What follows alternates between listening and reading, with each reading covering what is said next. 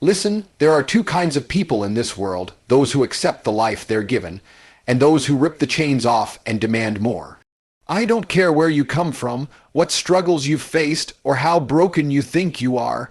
If you're breathing, if your heart is still pumping, you've got no excuse to quit.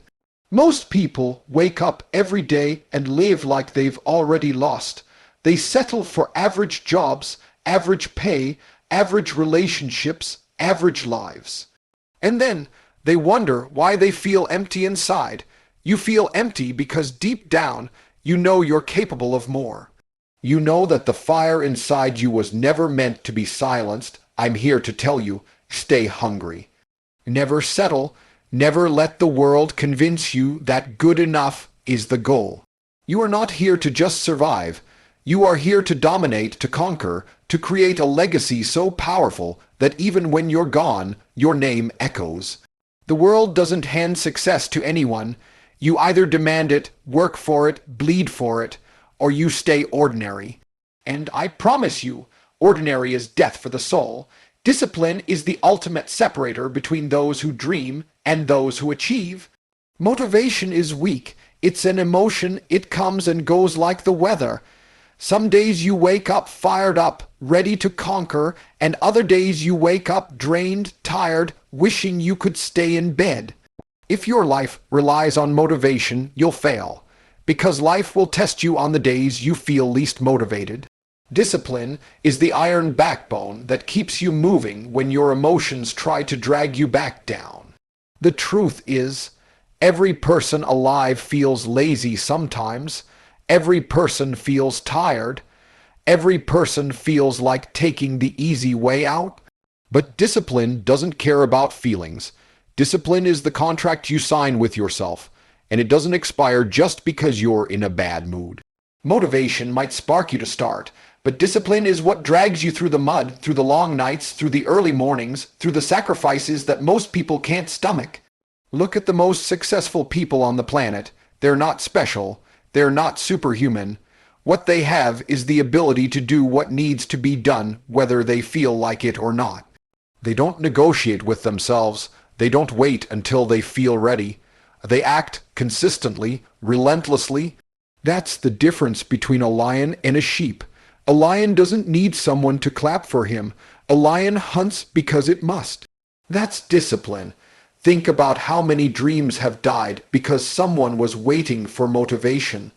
Waiting for the right time, waiting until they felt good. Years passed and nothing changed. People waste their lives waiting for a spark, when the truth is discipline is the fire you build with your own hands. You don't wait for it, you create it. Every time you wake up early when you'd rather sleep. Every time you train when your body screams no. Every time you study when you'd rather scroll your phone, you are building discipline. And each brick of discipline becomes a fortress around your future. Discipline isn't glamorous.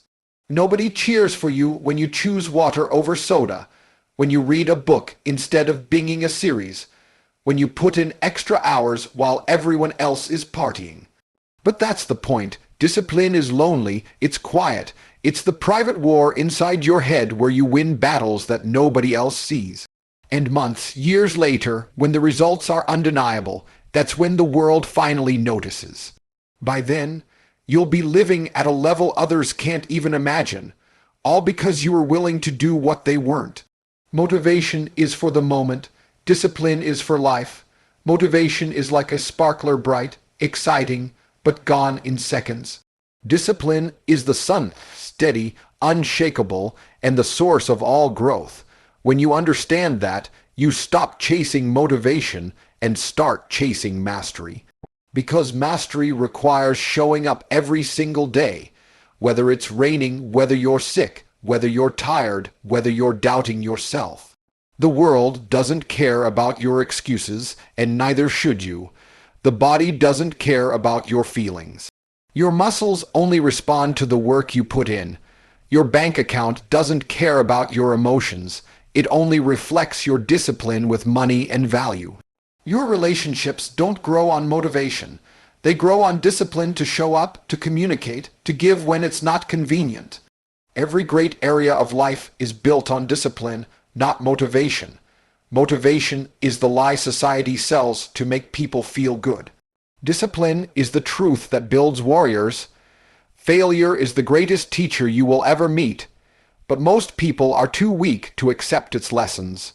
They treat failure like a final sentence, a sign that they're not good enough, that they should give up, that they were never destined for greatness. That's why they stay broke, stuck, and miserable. The strongest people in the world, the ones who rise above the rest, treat failure differently. They don't run from it, they don't hide from it, they embrace it. They know that every setback is feedback, every loss is information, every rejection is a message pointing toward what must be sharpened, refined, or destroyed. Failure is not the enemy, it's the weapon that forges you into someone unbreakable. Think about it, nobody learns from winning. Success feels good, but it teaches nothing. You win, you celebrate, and you keep doing what you already know. But failure, it cuts, it stings, it humbles. Failure forces you to look at yourself in the mirror and admit where you were weak, where you got lazy, where you weren't disciplined enough. It strips away illusions and exposes truth, and truth is the foundation of growth. Every champion you admire has a history written in failure. They were beaten, embarrassed, counted out, mocked, and rejected long before they became unstoppable. The difference is they didn't let those failures bury them. They used them as fuel.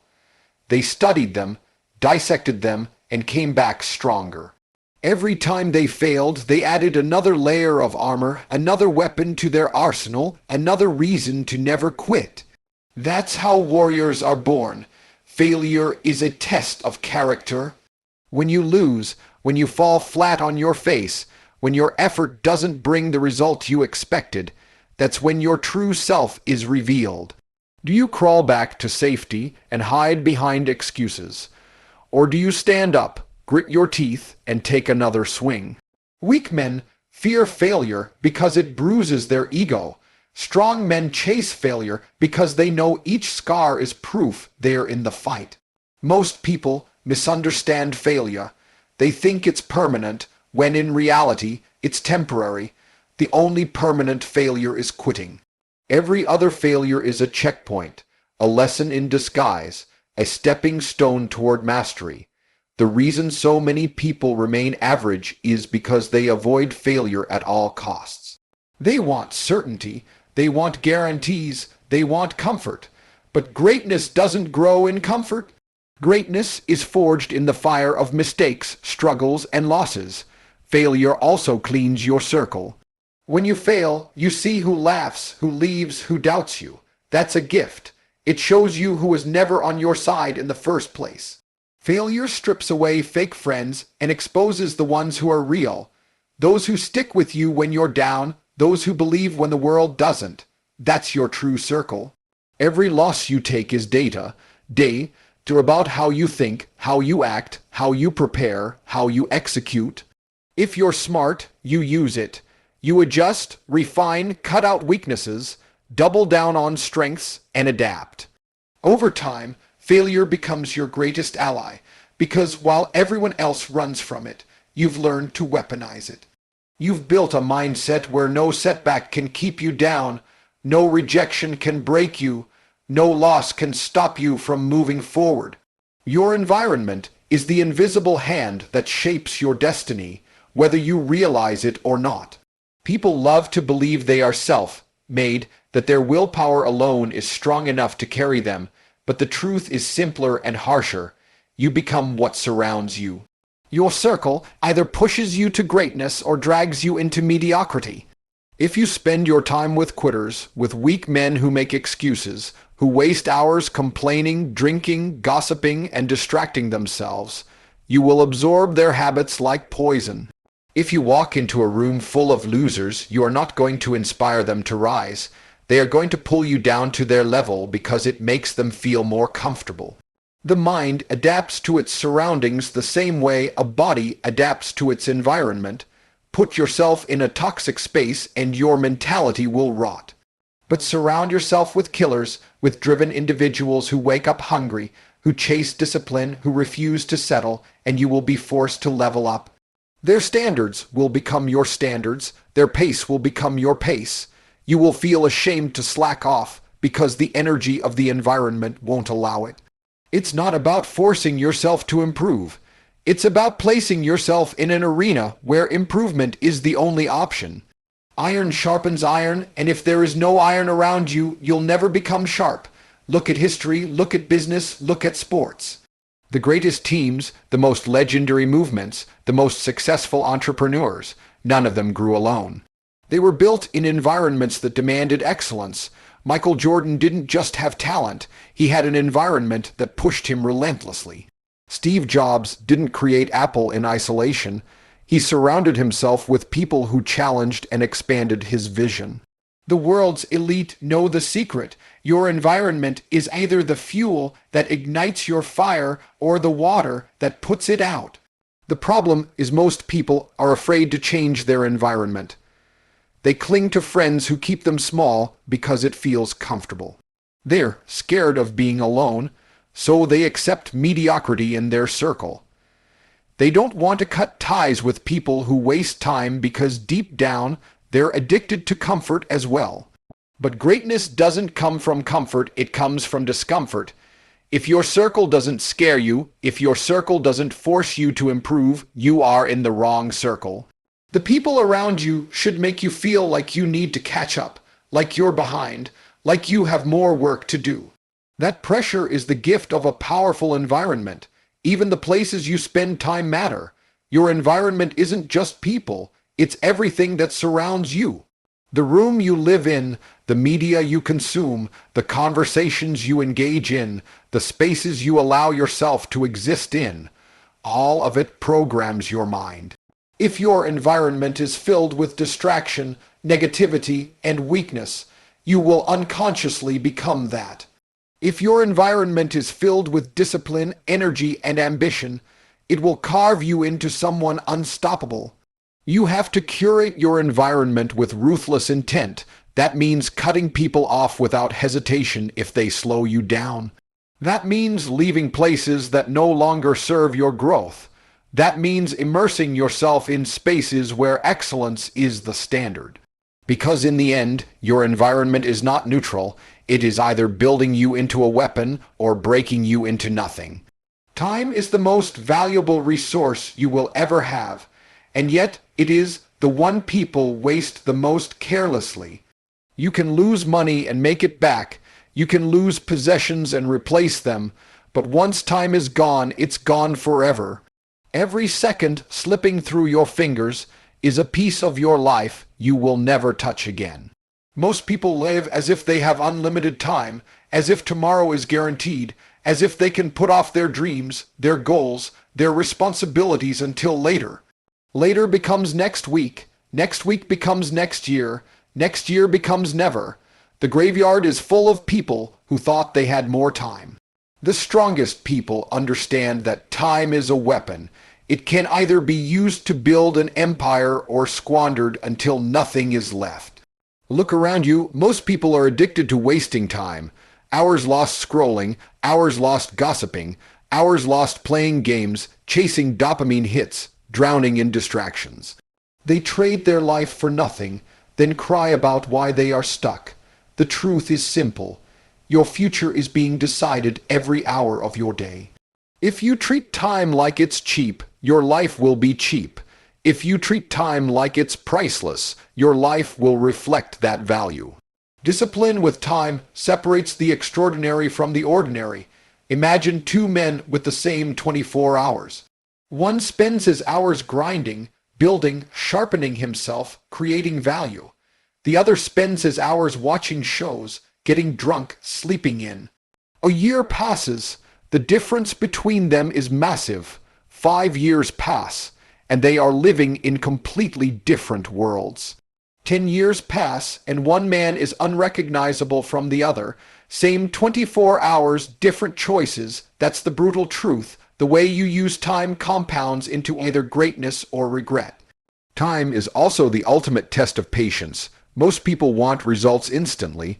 They can't stand the grind. They can't tolerate the wait. They want success without the process. They want rewards without sacrifice. But time doesn't bend to impatience. Success demands years of consistent effort, and only those who respect time enough to put in the work daily will see the results. Every master you look up to has invested years into their craft, years that most people are too weak to give. Time weeds out the pretenders from the committed. When you understand the power of time, your perspective shifts. You stop saying, "I don't have time," because the truth is you do. You're just choosing to waste it. Every person has the same 24 hours in a day, the same 168 hours in a week. The question isn't whether you have time, it's whether you're ruthless enough to cut out the garbage that steals it. That means no aimless scrolling, no pointless conversations, no empty entertainment. Every hour should serve your mission. If it doesn't, it's a thief, and you can't afford thieves when your life is on the line. The great tragedy is that most people only realize the value of time when it's almost gone. They look back on their lives full of regret, wishing they had started earlier, wishing they had taken the risks, wishing they hadn't wasted so much. By then, it's too late. The clock doesn't rewind. The seconds you waste now are debts you will never repay.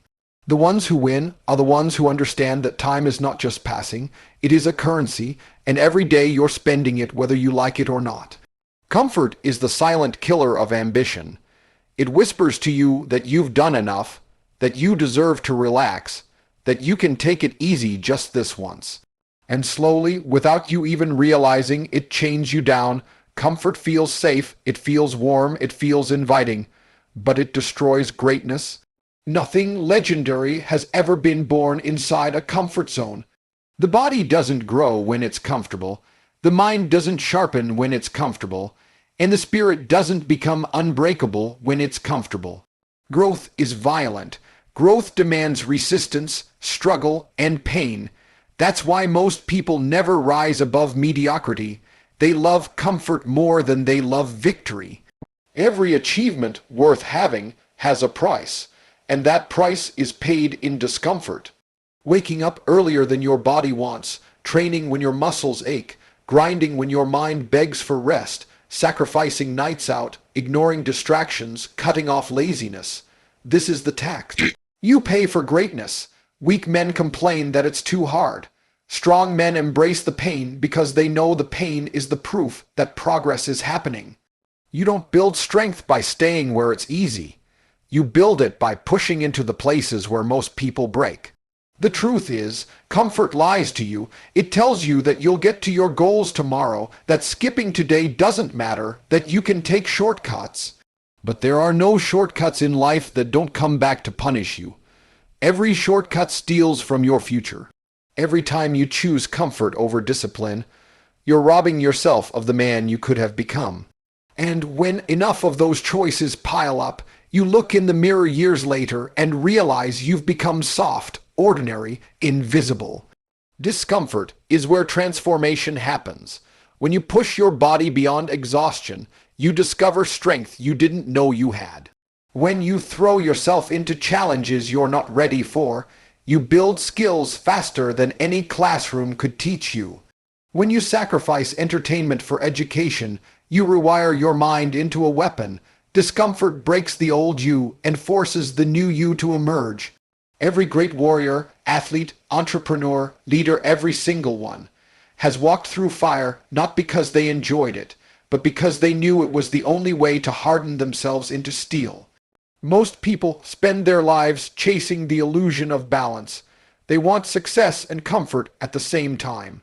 They want growth without sacrifice, rewards without risk, progress without pain. That's impossible. You can't have both. Every second you choose comfort, you're choosing to stay the same. Every second you choose discomfort, you're choosing to evolve. Life is a constant battle between the easy path and the right path, and the easy path never leads anywhere worth going. The worst part is that comfort is addictive. The more you choose it, the weaker you get. It's like rust eating away at iron. At first, you barely notice. Then one day, you wake up and realize you've wasted years, that your potential is gone, that the fire inside you has burned out. But if you train yourself to crave discomfort, to seek it out instead of running from it, you become unstoppable. Hard work becomes your baseline, sacrifice becomes normal, and pain becomes fuel. While others avoid it, you embrace it, and that difference is what sets you apart. Legacy is the only thing that outlives you. The car you drive, the house you own, the vacations you take, the toys you collect, none of it will matter when you're gone. Lifestyle is temporary, legacy is eternal. Too many people live only for the moment, chasing comfort, chasing material distractions, chasing a lifestyle that feeds their ego but leaves nothing behind. They waste their years trying to look successful instead of actually becoming significant. A true warrior doesn't live just to enjoy today. He lives to build something that echoes long after his body turns to dust. Legacy is the mark you leave on the world, the impact you make, the story people tell when your name comes up decades from now. It's not about likes on a screen or applause from strangers. It's about the real value you created, the lives you changed, the empire you built. Lifestyle is shallow. It ends the moment the money dries up or the crowd disappears. Legacy is deep. It lives in the people you've influenced, the standards you've set, the path you've carved for others to follow. Most men spend their lives chasing lifestyle because it's easier. It's easy to buy things and pretend they define you. It's easy to take shortcuts to look rich, to impress people who don't even matter. But legacy is built differently. Legacy demands sacrifice, vision, and relentless discipline. Legacy requires saying no to temporary pleasures so you can say yes to permanent impact. Legacy forces you to think bigger than yourself, bigger than the moment, bigger than your own desires. Ask yourself, what will remain when you're gone? If you vanished tomorrow, would anyone remember more than the surface details? Would you have built something powerful enough that people would still speak your name with respect? Or would you be forgotten the same way countless men are forgotten? Men who lived and died chasing lifestyles, leaving no trace of greatness behind them. The harsh truth is that most people will leave nothing behind because they never thought beyond their own comfort. Legacy is built day by day in the choices you make. Every hour of discipline adds to it. Every sacrifice for something greater adds to it. Every risk you take, every hardship you endure, every time you keep going when it would have been easier to quit, you are laying bricks in the foundation of your legacy. And eventually, those bricks build a fortress so massive that even death cannot tear it down. Lifestyle feeds your ego, but legacy feeds generations. Lifestyle is about what you take. Legacy is about what you give. Lifestyle dies with you, but legacy lives beyond you. The man obsessed with lifestyle wants applause while he's alive. The man obsessed with legacy doesn't care about applause because he knows time will prove his worth. He plays the long game, and in the end, he always wins. The difference between lifestyle and legacy is the difference between noise and impact. Noise fades, impact lasts. One day the lifestyle you chase will mean nothing, but the legacy you leave will be the only proof that you existed, the only evidence that you refuse to settle for ordinary, the only reason your name carries weight long after you're gone.